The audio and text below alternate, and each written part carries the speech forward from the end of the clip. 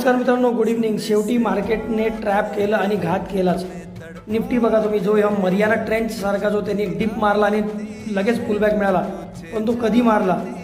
24,994 50 वेमा तोडल्यानंतर 920चा लो बनवला, तिथनं शार्प पुलबॅक बघायला मिळाला. वरती 280 300पर्यंत निफ्टी गेली, तिथनं पुन्हा आपल्याला सेल ऑफ बघायला मिळाला.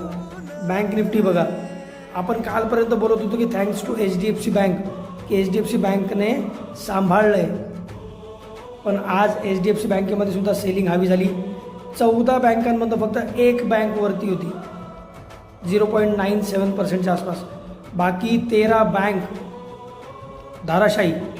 आणि आपल्याला बघतोय आपण, बघताय बँक निफ्टी भयंकर. आज बँक निफ्टीने आज 58,700ची लक्ष्मण रेखा होती, ती तोडून 58,200पर्यंत आली आणि क्लोजिंग पण 58,700च्या जवळ आहे. तर माझं ॲनालिसिस असं म्हणतं आहे की मार्केटमधलं दुःख आणखीन संपलेलं नाही आहे. सतर्क राहून ट्रेड करा. अशा मार्केटपासून दूर राहिलेलं कधी चांगलं. आता जे लोक इन्व्हेस्टर आहे ते तर थांबूनच राहिलेत, पण जे लोक ट्रेडर आहे, जे रोज संधी शोधतात मार्केटमध्ये प्रॉफिट कमवण्याची, त्यांच्यासाठी एकच सल्ला देईल, त्यांनी थोडंसं वेट अँड वॉच करायला हवं. मार्केटचा बॉटम फाइंड होईल नाही होईल सध्या माहीत नाही मला, पण एका व्यक्तीमुळं पूर्ण लंका लागलेली आहे, पूर्ण स्टॉक मार्केटची, आणि भारताच्या स्टॉक मार्केटची जास्त लागलेली आहे. रुपयासुद्धा स्ट्रेट 91-60पर्यंत गेला आहे रुपयासुद्धा, इतका रुपयाचा भाव घसरला आहे. त्यांनीसुद्धा खूप निराश केलं. Q3चे रिझल्ट, क्वार्टरली रिझल्ट जे येत आहेत ते पण खूप निराश करत आहेत.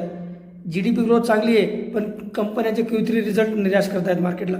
FISची कंटिन्यू सेलिंग सेम आहेत क्यूज, फक्त एवढंच आहे की छोटा ट्रेडर जो आहे, रिटेल ट्रेडर जो आहे, जो रोज मार्केटमध्ये अपॉर्च्युनिटी शोधतो, त्याच्यासाठी सध्या थोडंसं अवघड होऊन बसलं आहे. त्यांनी वेट अँड वॉच करायला पाहिजे. तुम्हाला काय वाटतं, आज निफ्टी बँक निफ्टीने जे लो मारलेत ते टिकतील? माझा ॲनालिसिस म्हणतं आहे नाही टिकणार. तुमचं काय व्ह्यू आहे नक्की सांगा, आणि आपल्या इंस्टाग्राम अकाउंटला फॉलो करायला विसरू नका. धन्यवाद मित्रांनो. जय हिंद, जय महाराष्ट्र.